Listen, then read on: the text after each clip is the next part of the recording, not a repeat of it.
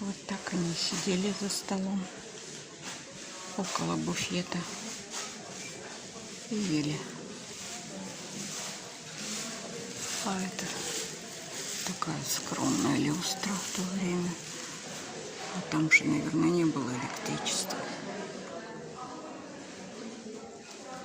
Очень красивые окна. Сейчас уже такое, наверное, не сделают. Лавки.